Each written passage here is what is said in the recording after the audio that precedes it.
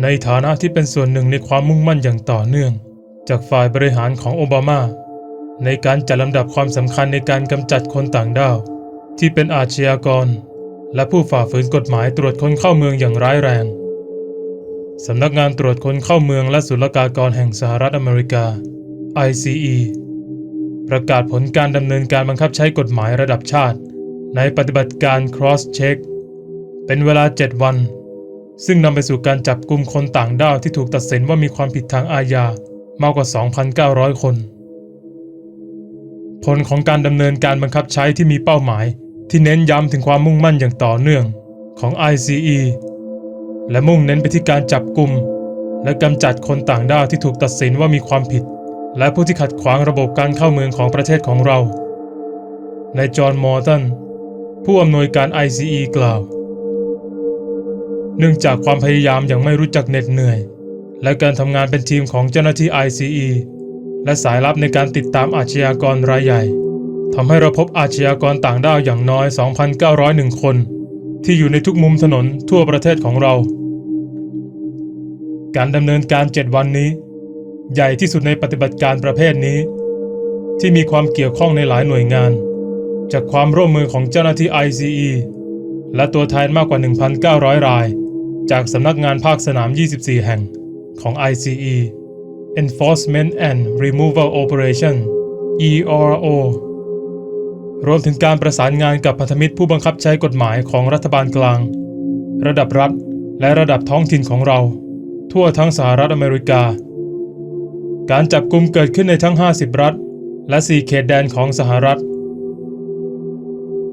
บุคคลทั้งหมด 2,901 คนที่ถูกควบคุมตัวมีความผิดทางอาญาก่อนหน้านี้รวมถึงคนต่างด้าวอย่างน้อย 1,282 คนที่มีความผิดทางอาญาหลายครั้งผู้ที่ถูกจับกุมมากกว่า 1,600 คนมีความผิดทางอาญารวมถึงการฆ่าคนตายพยายามฆ่า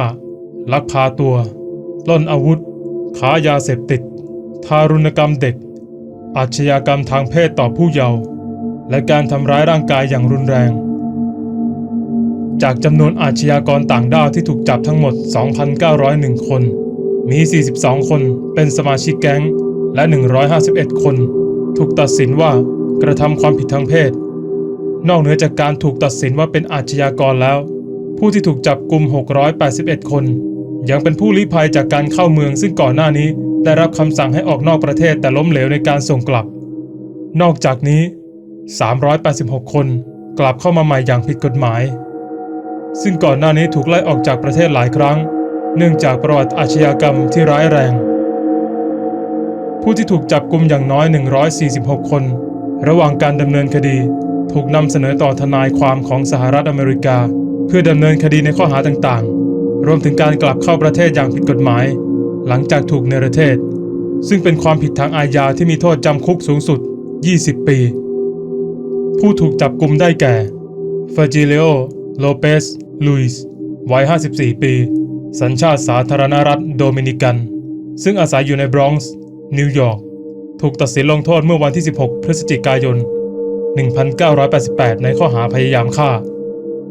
อิเกโรมานุส ไบรท์อายุ 51 ปีสัญชาติไนจีเรียซึ่งอาศัยอยู่ในคลายรัฐเท็กซัส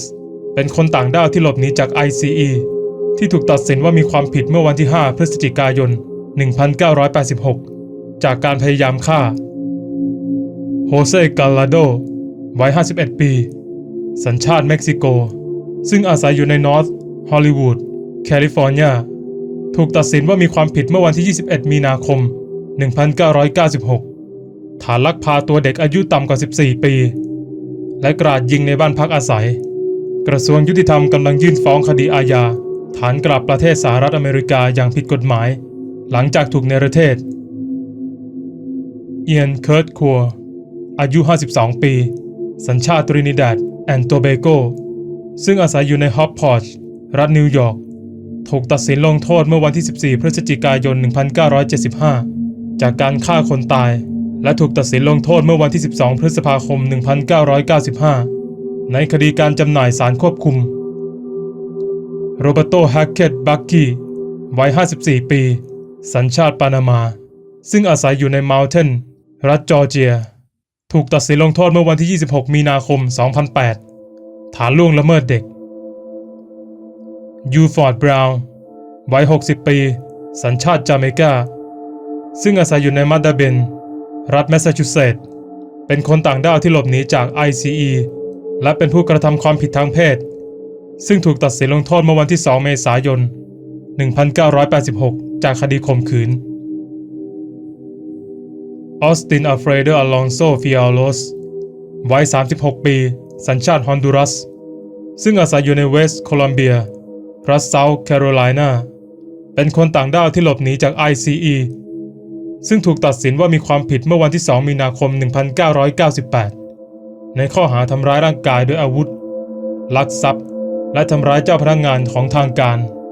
เขายังเป็นที่ต้องการตัวในไมอามี่ในข้อหาพยายามฆ่าคนตายและข้อหาลักพาตัวเขาอยู่ระหว่างการส่งผู้ร้ายข้ามแดนไปยังไมอามี่ ICE ดำเนินการประสบความสำเร็จครั้งแรกในเดือนธันวาคม 2009 และได้ดำเนินการปฏิบัติการ Cross Check ใน 37 รัฐรวมถึงการดำเนินงานระดับภูมิภาคในภูมิภาคตะวันออกเฉียงใต้ตะวันออกเฉียงเหนือและมิดเวสต์ในเดือนพฤษภาคม ICE ได้ดำเนินการ Cross Check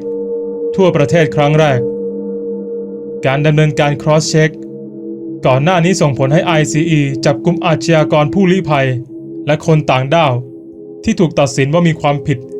4,506 คนทั่วประเทศซึ่งได้หลบหนีกลับเข้ามาใหม่อย่างผิดกฎหมายในสหรัฐภายหลังการเคลื่อนย้ายออกนอกประเทศการดำเนินการบังคับใช้กฎที่นำโดย National Fugitive Operations Program NFOP ของ ICE ซึ่งรับผิดชอบในการค้นหาจับกุมและเคลื่อนย้ายคนต่างด้าวอาชญากรรายใหญ่และผู้ลี้ภัยจากการย้ายถิ่นฐานเจ้าหน้าที่ได้รับความช่วยเหลืออย่างมากจากศูนย์สนับสนุนปฏิบัติการผู้ลี้ภัย FOSC ของ ICE และศูนย์สนับสนุนการบังคับใช้กฎหมายของ ICE LESC ซึ่งตั้งอยู่ในเมืองวิลลิสตันรัฐเวอร์มอนต์ ICE มุ่งเน้นไปที่การบังคับใช้กฎหมายตรวจคนเข้าเมืองที่ชาญฉลาดและมีประสิทธิภาพซึ่งมุ่งเป้าไปที่อาชญากรที่ก่ออาชญากรรมร้ายแรงซึ่งมีความเสี่ยงสูงสุดต่อความมั่นคงโดยเฉพาะผู้ถูกตั้งข้อหาหรือถูกตัดสินว่ากระทำความผิดในคดีฆาตกรรม